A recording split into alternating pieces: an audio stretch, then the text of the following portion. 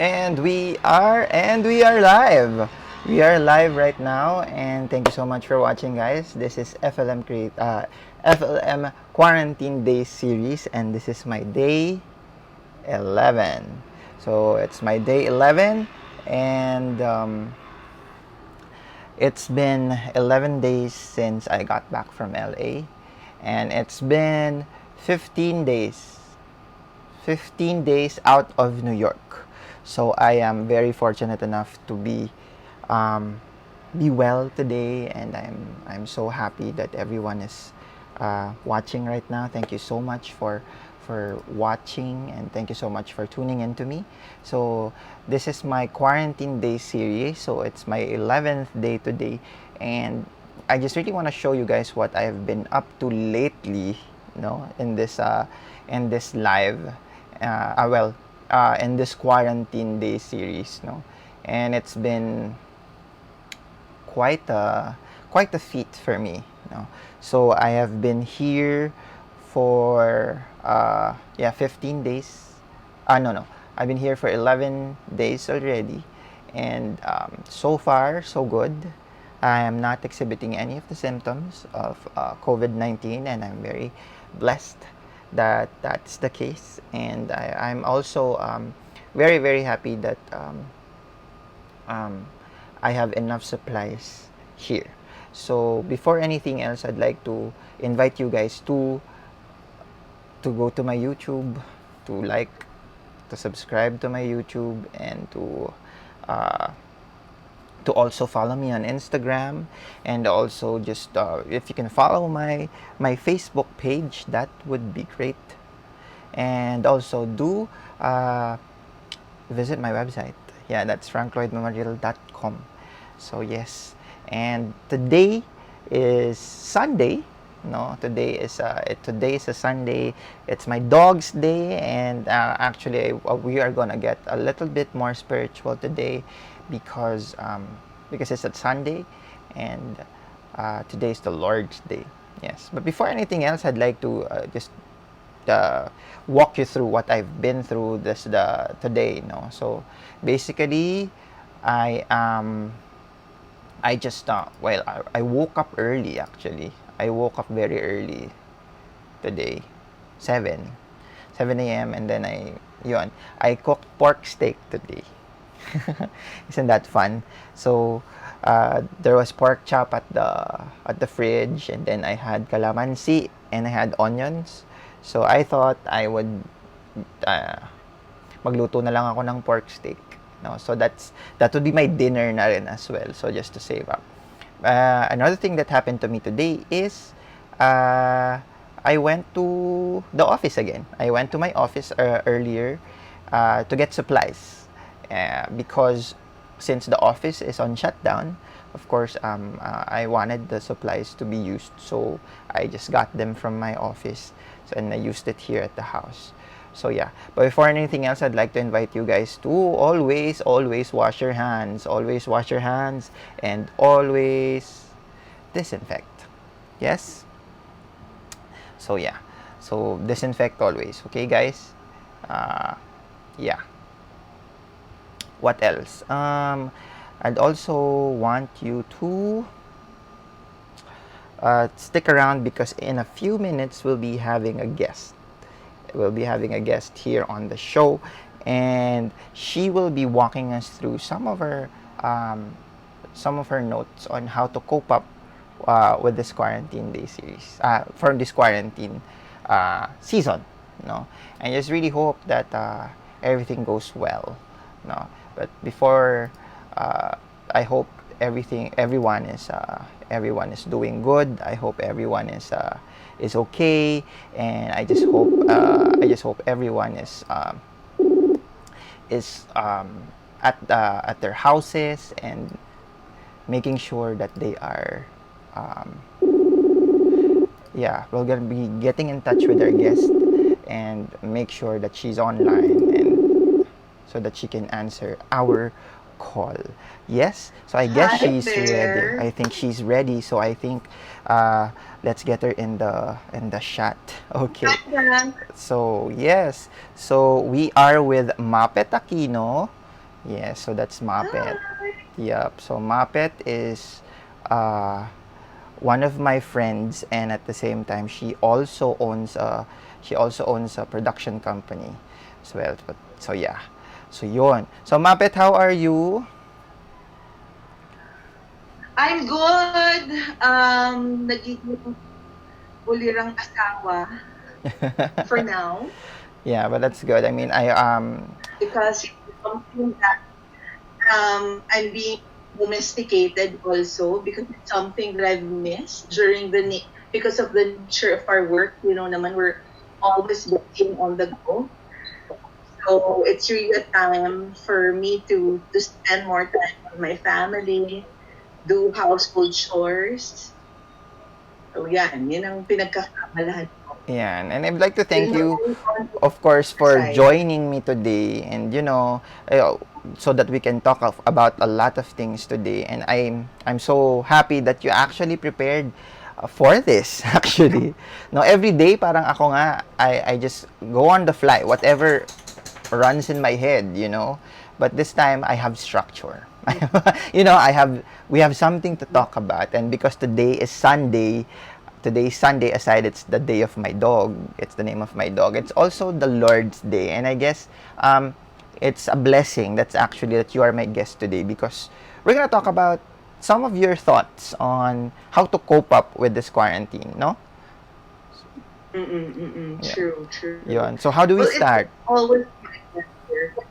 I would I would oftentimes watch your vlog and yun nga, parang this time around, parang I think it's also important that we have to take time also to spend time more with the Lord and don't forget to pray, 'di ba? Kasi syempre amidst this crisis, He's really the only one who could really help us overcome this. No? Yeah. Okay, so let's talk about what's your point number one. Kanina, well, you can just go through it, and then I'll just butt in on the things that, uh, based from my experience. No. Yeah. Kasi di ba nga, parang with what's happening now with this COVID-19 pandemic, no? So, it's a natural uh, response or natural reaction for most people to be in panic and to be in fear. But of course, as Christians, it's very important that we respond differently. You know, instead of Yes. being in fear and in panic, I will guide you through several steps on things that we can do so that we'll be able to survive this very critical time. Okay, so number one, we should all move in faith. No? So, as, as mentioned in Joshua 1, verse 9 in the Bible, it says there, "This is my command, be strong and courageous. Do not be afraid or discouraged, for the Lord your God is with you wherever you go." So, we may not fully understand why these things are happening. But others would also question God, no? Why is this thing happening? But we should always um, trust that God is sovereign and is in control amidst all the things that's happening. Don't let panic or fear overcome us. We should constantly pray and syempre, di ba, marami sa atin, syempre with our nature. I know a lot of your viewers are also from the industry because of our busyness, di ba? Marami dyan nakakalimutan ng magdasal, 'di ba? That's Or true. tumawag sa Panginoon, 'di ba? And it's only these times na pag merong crisis, pag merong problemang pinagdadaanan, that's the only time that we remember on praying to God, 'di ba? Um but syempre um it's also very important that we pray for miracles, no? So I don't say naman yung a miracle doesn't have to be yung talagang supernatural, no? Mm-mm. Na, kasi di ba what's happening now, Ran? You would see that a lot of people are going to fundraising, talaga nagtutulong I consider this as miracles already. These are the everyday miracles that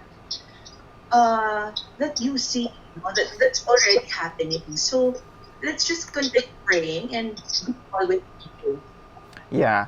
Sabi mo So nga, 'di yun, ba, parang yun ang yeah, na parang tama ka nga na parang um naaalala lang natin to pray, naaalala lang natin to call on God. Parang if we have a problem already, 'di ba? Parang hindi mm, natin na realize that every day that that's happening in our lives, there's always a miracle out there that we have to thank for. And that God is always there to guide us, and it's up to us to actually like stand by faith, 'di ba? Stand in yes, faith, 'di ba? I think that's what you're going at, 'di ba? yeah. Every day is a miracle. The Mhm. fact that we're still breathing, we still have food, we have shelter, that's considered a blessing and miracle already. Yes. Okay. Diba? Yeah, So there's yun. also So, that other what do you call this? That other verse that you're talking about, yung sa Romans ba 'yon? You see it? okay. That's point for number two. Yes. Okay. So, the number two kasi, di ba? So, first is to act in faith. Second is to exercise asking God for wisdom and discernment. Okay, in Proverbs 3, verse 13, it says there, blessed is the one who finds wisdom and one who gets understanding. No, Frank, it's very important now talaga that we should learn how to exercise discernment and wisdom, during this crisis. Siyempre, it's important that we know the facts, you know kung ano ba virus na to, di ba? How do you prevent this? What are the symptoms, di ba? So that we could also prevent it from, attacking us, di ba? So, very important also when you say wisdom and discernment, you should learn also how to handle all the information that you've been receiving, especially in social media. Yeah. Ang dami dyan news, di ba? Oo. So be cautious before even forwarding that message to your friends or to your group, di ba? Make sure that it's something helpful. Kung hindi rin naman, wag na. Kasi it will just create more fear, di ba? So, that's I think one important action also.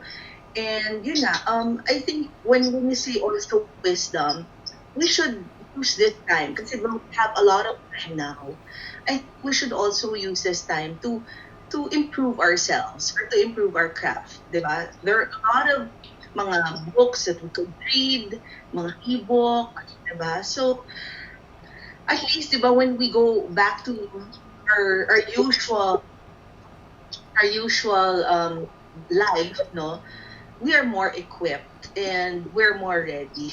Yeah. Katulad nga, like what you're saying, parang in regards with fake news. Before kasi, we only had TV, radio, and print, no?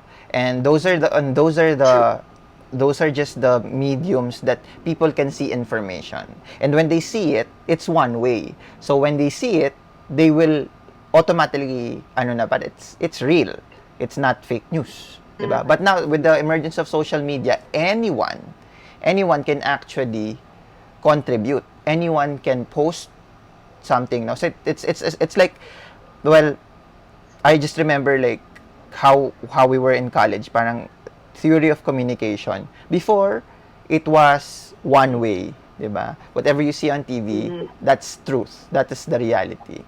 But now, it's Yeah. more interpersonal. It's more actually it's mass media, 'di ba? So it's more lahat, anyone can access and anyone can see it. So we have to be vigilant at the same time that we also take a look at our sources. Though we have to take a look at where it's coming from and the intention, 'di ba? There's always you always have to look at the intention of the information given to you, 'di ba? So, 'yon. Another, di ba, with wisdom in the so like for example, very timely. If you already parang have those symptoms, no? even if you're not tested, di ba, or verified that have COVID, at least yung wisdom na, or discernment na isolate yourself or do self-quarantine, just stay at home. And that's what you call discernment. Diba? Kasi, di ba, bakit ka palalabas with knowing that you're putting other people at risk? Yes. Diba? So, kaya nga ikaw, you have to also be, I'm not saying you have to be panning, no? Na konting ano lang. Diba? Para, ano yung na pakiramdaman mo yung sarili mo. Diba? And you pray to God na for to enlighten you on what to do. No? Yun nga. So, I was saying nga kanina that parang I'm already 15 days out of New York and I'm 11 days, no, 16 days out of New York and 11 days out of LA. And I just took it upon myself to actually do self-quarantine, just to stay in my condo for the last 14 days. Because I think it was a responsibility. I think it's not because someone told me to, because in fact, in the airport, no one told us to. Or, no one told us to do this. But because I care enough for the people that I work with and I care enough for the people around me, I just took it upon myself to actually do the self-quarantine. No, and it's actually quite scary. Like, yeah, like I was I don't know if I told you, like yesterday our barangay already announced that within the streets of our barangay there's already a case. So the more that the more I'm anxious right now, and the more that I need people to talk to, and the more I need someone to really talk to. No, I yesterday nga I was also telling the viewers, and yesterday I was talking to Miss Ana Bueno of Halili Cruz School of Ballet.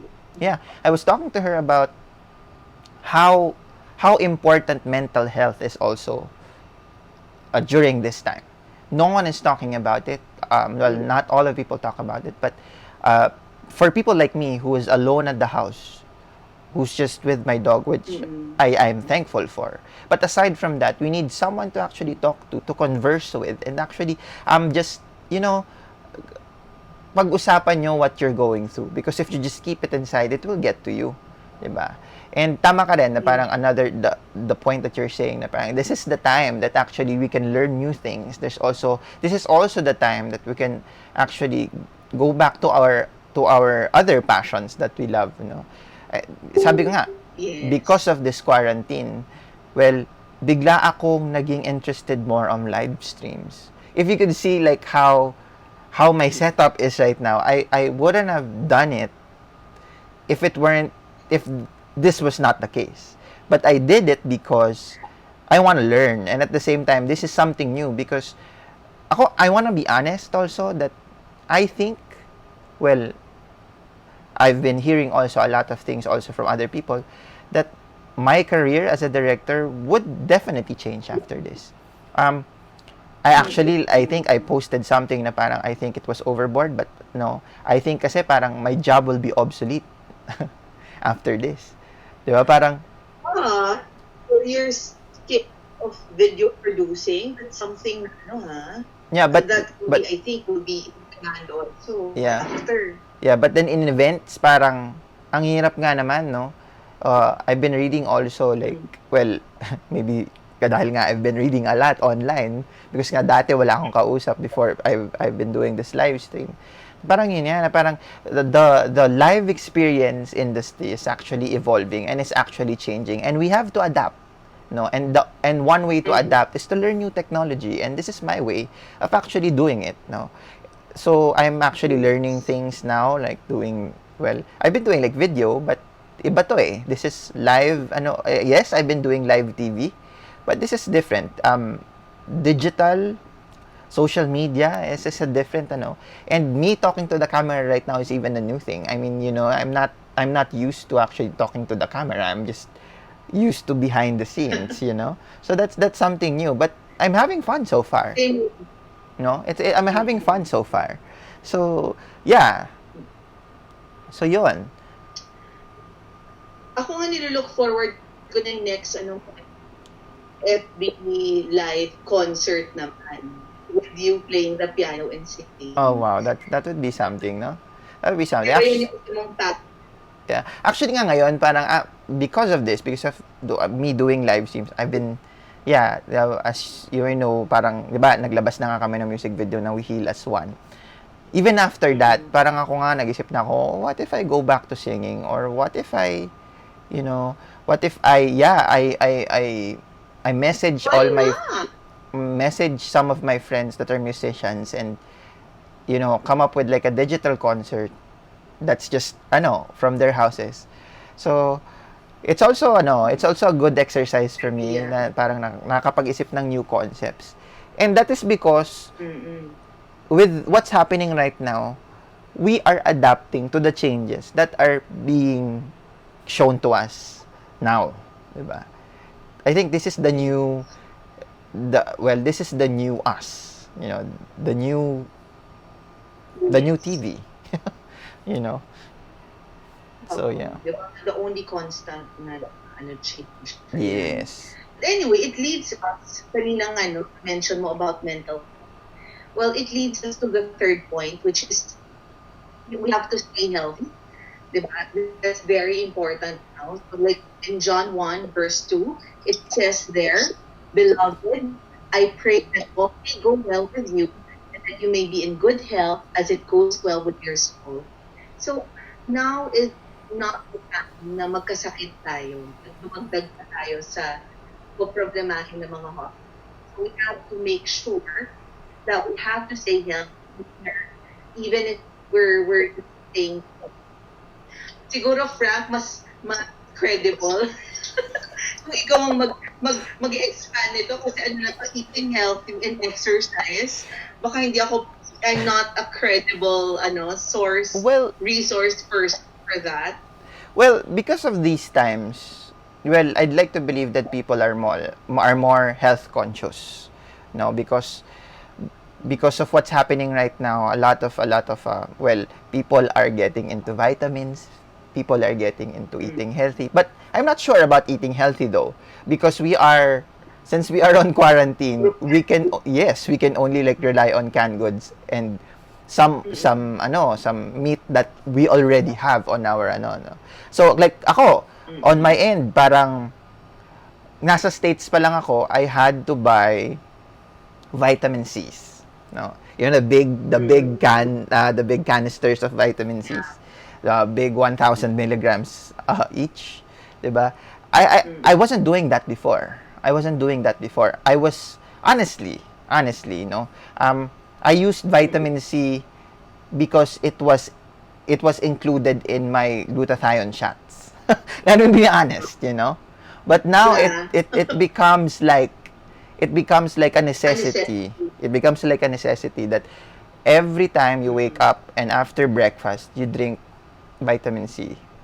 And yung natutunan ko nga, kasi I was with Ma'am Faye in LA, parang she was like, you also have to get zinc, ganyan. So, an experience nga, I was, zinc din daw. So, an experience, we went to Walgreens. Was that Walgreens or was that Rite Aid?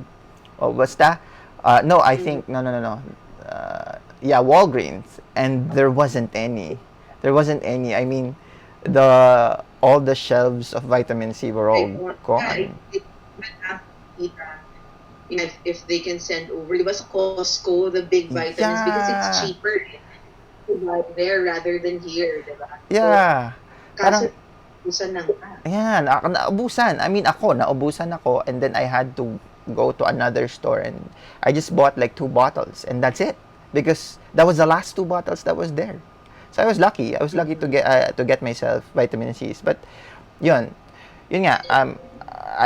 I became conscious of what I eat, what I drink, and I also became conscious of what I touch, and how what I to take care of myself, like washing hands every Yes. time, alcohol Yeah, and everywhere. even with reminder lang, even with your deliveries, kasi for sure marami dyan sa atin, you're having your supplies delivered because you don't wanna go out anymore. Make sure that you still disinfect the stuff that you're ordering from the outside. I don't know how these were handled.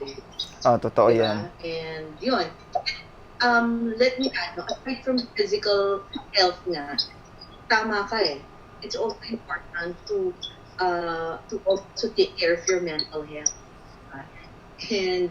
And one way of doing that is yun na parang you have to always again keep praying and be in touch with people.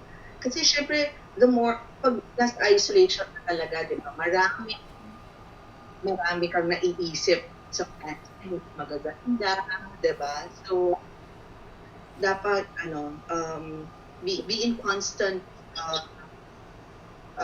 or you have to be in touch with your friends. Diba? Yeah, Para ang ano nga, hindi ka wala ng bait. yes, yes, yes. And for me, it's gonna be hard because I'm alone. No? But for people who are actually with people with them, like you have Blue, you have your household help, and I think this is the chance actually to talk to them like personally, more than our gadgets, more than social media. Maybe we should na parang when you are at home with your family, engage with them more. This is the time to actually engage with them more personally. The power of speech that is interpersonal, looking at them and actually feeling their the response to you, not on a phone, Yeah. not on but personally.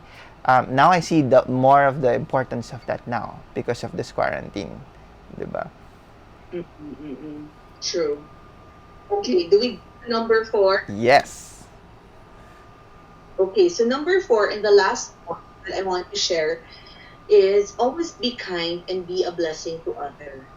So Ephesians 4, verse 31 to 32 says, all bitterness and wrath and anger and clamor and slander away from you, along with all malice.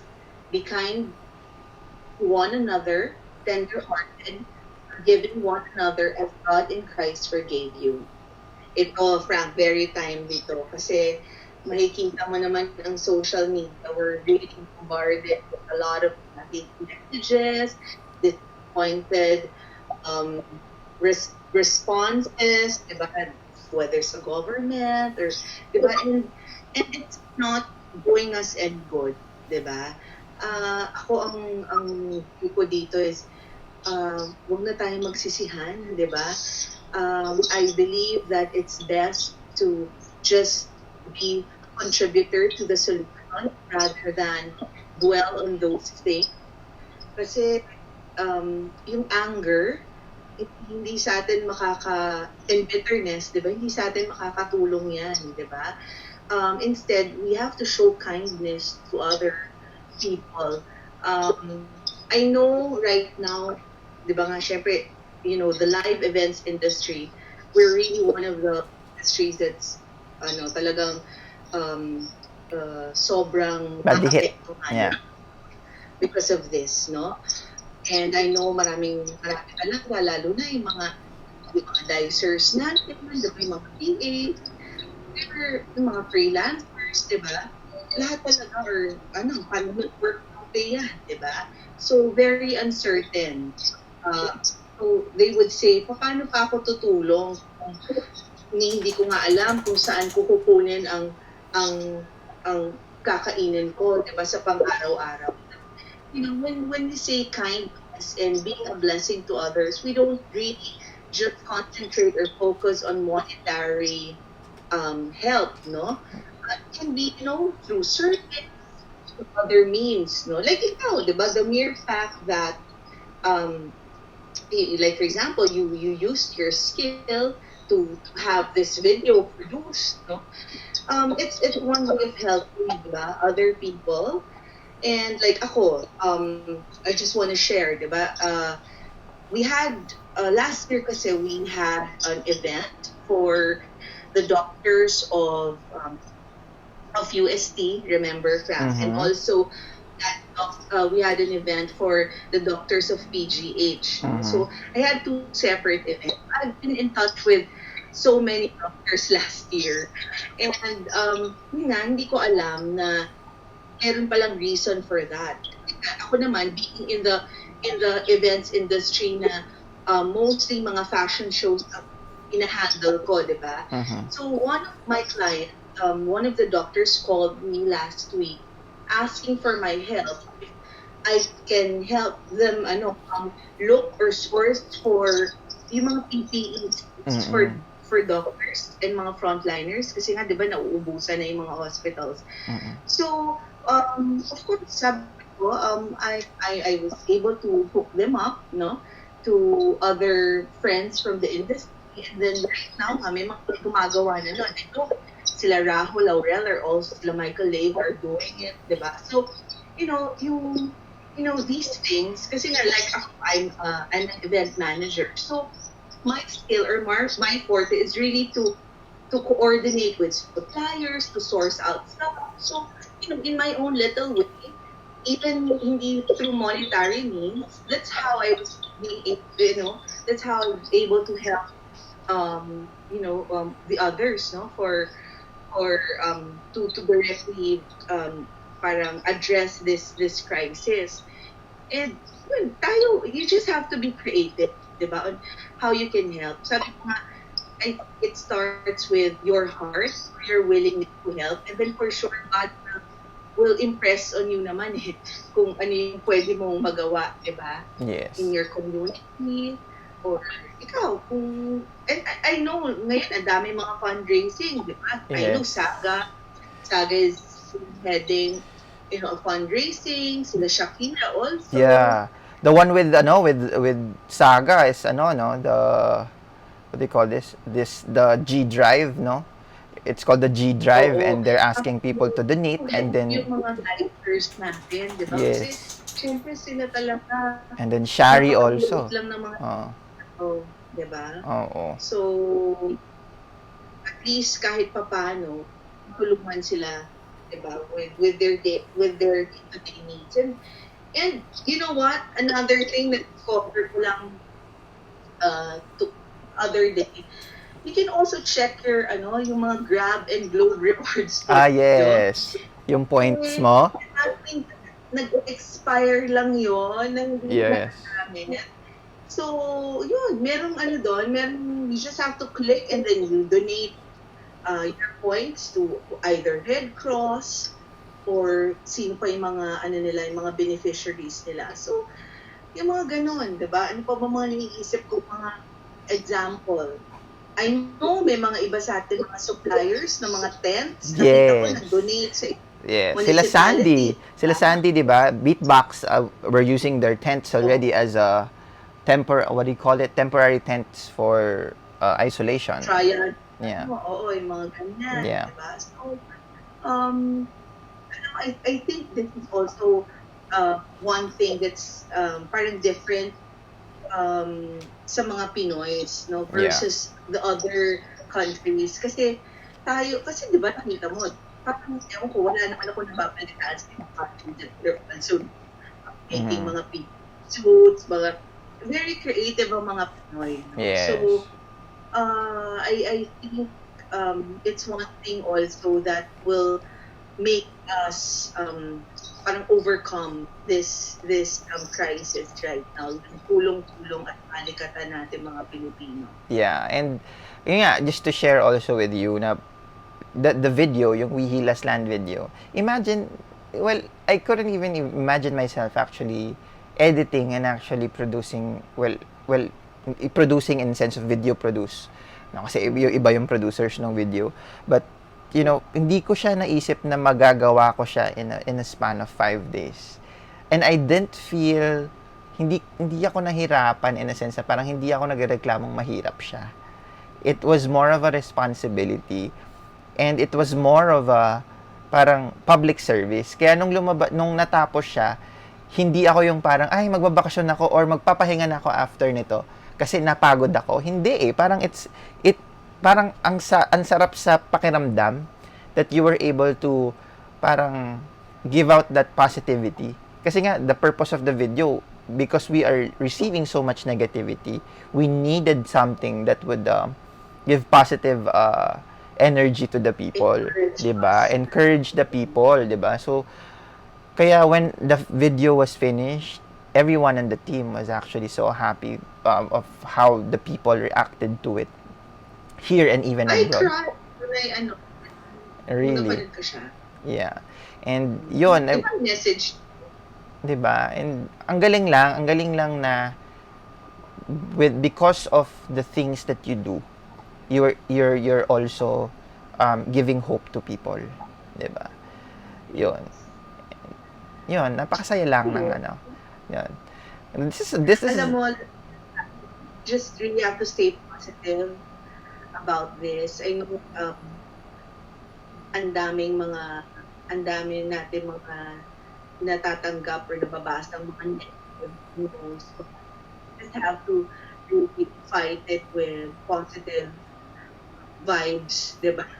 yes. Yun ako nga, I'm very apolitical. I don't engage in political discourse, you know. I don't talk about political things. But yun nga, tama yung sinabi mo na parang ano na lang yung magiging solution for you? Can you be part of the solution, 'di ba? And I think ako lang parang I cannot just uh i tag nito ano ko yung sarili ko to the government na parang Huwag natin iasa iasa lang sa yon na parang gobyerno. yun sana din yung maisip ng iba na parang wag nating iasa sa gobyerno yung ano natin yung kinabukasan Do our natin part. you should also do your part. It's the same thing as living your dreams, the same, 'di ba? You cannot just dream, you also have to do something about it para mangyari siya, 'di ba? So ganun din, so it's the same thing. And looking at the brighter side of things, yung mga nasa mga events, ang ano natin, lagi tayong puyat. Kulang sa tulog, kulang sa pahinga. Yes. Now is the time, di ba? Di ba dati, parang, nare-remember ko, there are times that I would just pray to God, na Lord, can you just give me rest? Na I just wanna, yung ma-feel ko lang na wala akong iisipin, sa bahay lang ako magsistay, ito na yung nangyayari ngayon. So, just be thankful that we are still alive and healthy, diba? And we are still blessed. So yes. Are you monitoring this the live stream? Are you monitoring it? Are you seeing a lot of No, na? nakikita yung comments Okay, ako din mamaya na din. Bababasa. Yeah, para di tayo ma-distract at this point. Parang yun, ang saya lang din na parang I have every day kasi I talk to different people. And you're talking to you make me realize a lot of things also. But of course the other people, so I also get entertained by other people because there was one time I just parang I had a magician and had me like do na parang ang galing, parang magic via the camera. So ang galing.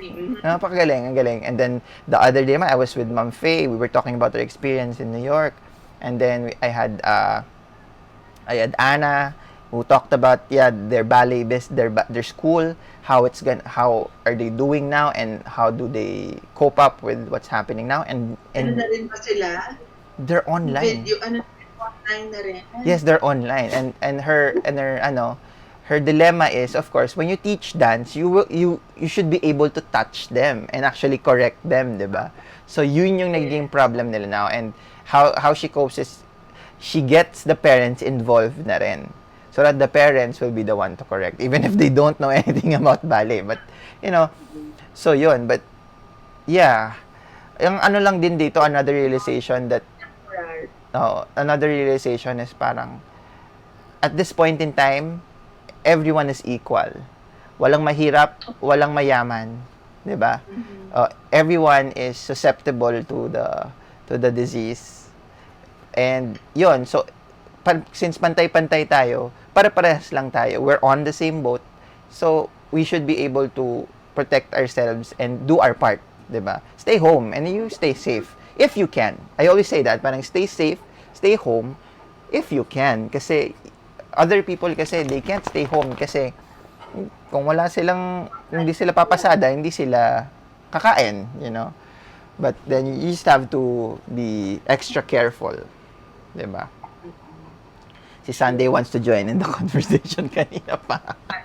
Sino? Si Sunday kanina pa siya gustong to join in the conversation. Mabuti na lang kasama mo si Sunday. Oo, na ganitong oras, kinukulit niya din ako minsan. Ayun. Well, so who's your ano, sino may mga naka-line up ka na? Yung Tomorrow, mga tomorrow I will be with Miss Grace Bondad Nicolas. She's an entrepreneur, and she's helping out a lot of people by providing a lot of alcohol, mga ganyan. She's sending stuff. So I want to know how she's able to cope also, and use her resources as well, because she's a PR person, and she's also events organizer. So yeah. yan, yung mga colleagues mo, yung mga production managers and event manager, makakatulong tayo, planning out logistics, yung mga ganyan, coordination. It's something that, that is very helpful also nowadays. So, you just really have to work with the right group, no? Para maging successful yung initiative niyo. Yes. So yeah, thank you so much, Muppet, for joining me today. Ha, I really appreciate Thank it. you also. I really appreciate it, and I hope and pray that we'll get through this very very soon. No? I hope to see you live in person soon. Yes, and I would like to parang looking forward to actually going to your house and feeding me with all this good food. Oo, sure, anytime. Yeah. As soon as this is over. Yeah. So thank you so much for joining me, Muppet, and I will see you very very soon. Thank you so much. Oh, Bye-bye. okay, bye. So there you have it. We just had Muppet Aquino. An events manager, and also an entrepreneur herself as well. Talking about how we could cope with this quarantine season, at the same time sharing us some nice Bible verses that we could actually live by throughout this quarantine season. And yeah, and before anything else, I'd like to invite everyone to like and subscribe to my channel. A little bit more Don't Bird. to yun. I like how, oh yes. Okay, wait. Okay, wait. Okay, now Sunday is getting really rowdy now. Yeah. So let me just go through the comments that I've been receiving so far, because I couldn't see them because we were so engaged with how Muppet is yun. So yeah, thank you for watching, Ma'am Faye, ganyan. And wow, Direk Robbie is also watching. I'm so happy. Yun. And yeah, Ma'am Faye is also talking about how the nature of news is also institutionalized. We know the information that gets to us via traditional mass media has been verified and passed through rigid protocols before it reached to us. Yes, tama yun. Tama yun. That's what I was telling them also, di ba? Na parang, before nga, di ba, one way, whatever mass media tells us, yun yung totoo, verified kasi. But now, mass media, social media, yun, anyone can actually, yan, tamang point yun. Yan. Who else? Let's see, are there other comments, suggestions? Yes. So there, ang ganda ng conversation talaga namin ni Muppet, and I really am so lucky that, oops, okay, Sunday's gonna, okay, Sunday's humping me, oops, no. Oops, no. Yan. Stay here. Yan. So medyo na siya. Rowdy na talaga tong aso. But yeah, but before that, I'd like to show you how what I did kanina. Diba? So I went to my office. So watch this. So, hi guys. Today we are going back to the office to get more supplies para na meron ulit akong meat and rice and everything. And I'm now on my scooter, so it's gonna be easier to travel. And I only have 2 bars left, so I hope I make it to the office.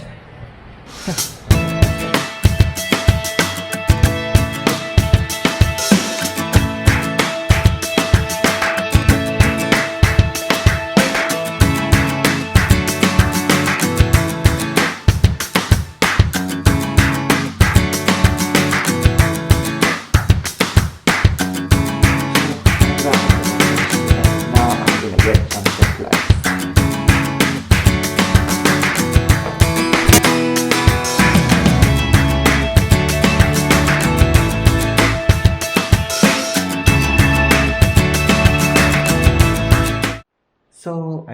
getting supplies. Daig ko pa ang grab food today kasi it's on my backpack. But yes, I think I'll be safe in the next 2 weeks. So yes. And the mask. Sinadya kong i-delete para ready to use. Yep. So I'm gonna buy new masks para protected. Sinadya ko kasi walang magamit ang mga tao.